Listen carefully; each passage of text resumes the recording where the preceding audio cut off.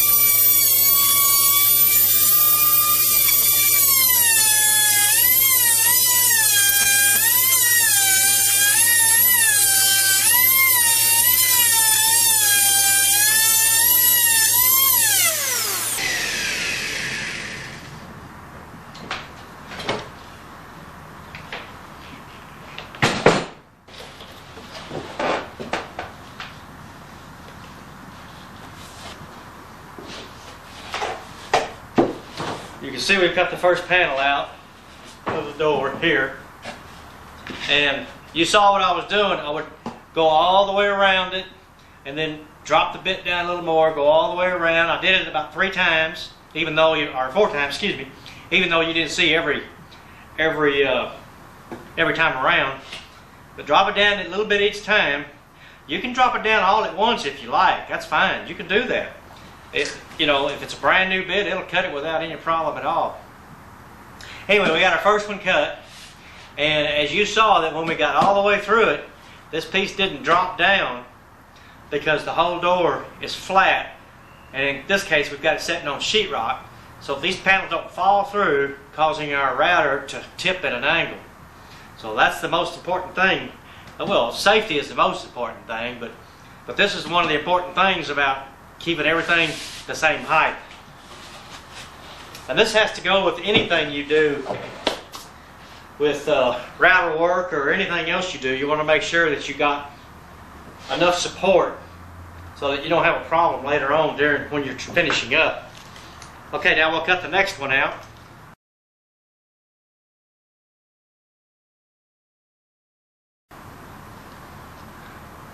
Okay, you can see this is a cove and bead style, and this is the style of molding they used to use on those 1 and 2 panel doors. And you can buy a router bit that does this type of detail, or if you want to get something close, they sell some stuff. It's called glass bead.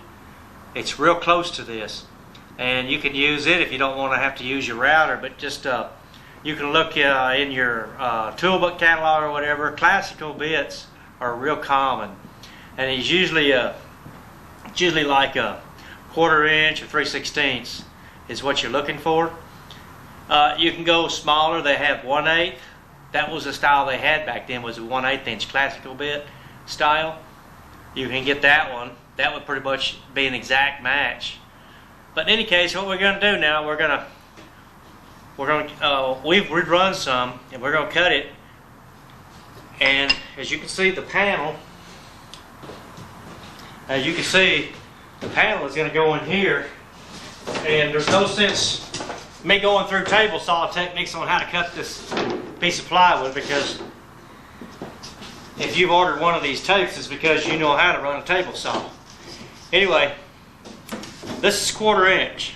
You can use 3/8 and you can use 1/2 inch. The thicker the panel, the smaller the molding that you can put around it. So like this is a 1/4 inch, we're using a 1/4 inch. This is really the glass bead, which is a 1/4 inch router bit style.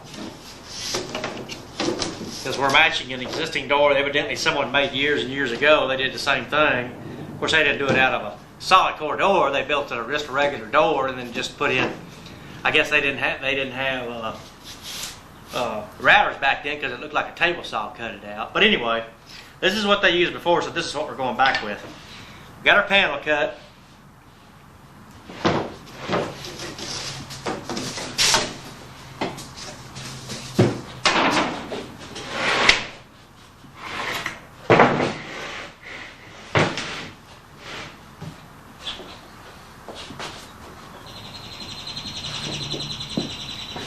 Okay, we've got our panel cut. Now we put in the first layer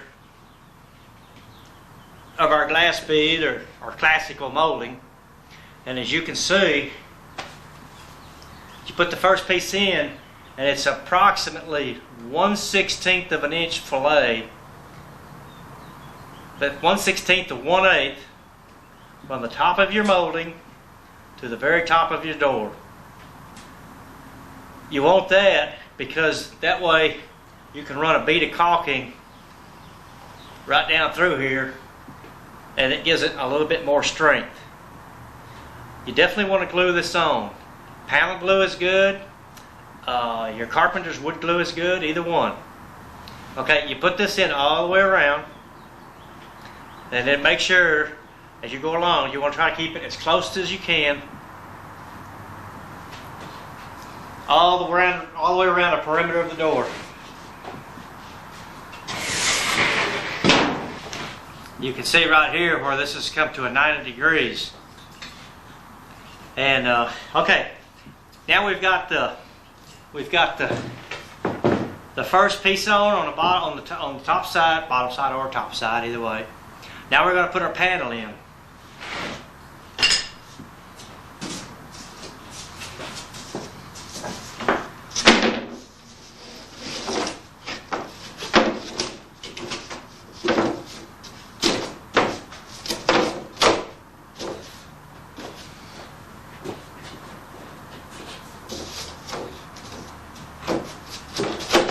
Okay, got our panel in. Now, we're going to put the molding on the inside now.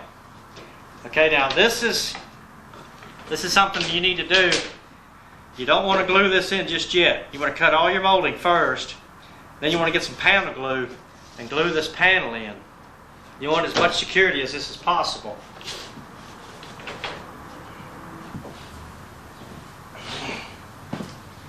Okay, now we've got our molding cut. This is our molding. Got our panel in place. The first thing you want to do is run a bead of panel glue in between the plywood and the door itself.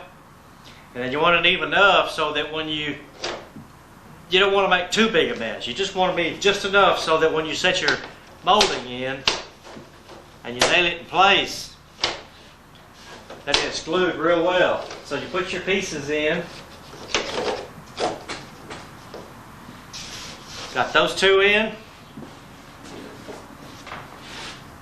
This one and the long one. Come up here to the top. Take your top piece, put it in. Then we have the other side. 1 panel doors are a lot easier to do than 2 panel doors. Okay, and then we got this in. Nail these in, just like you would any other kind of molding, and you're done. And that's it. And you've made your 1 panel door.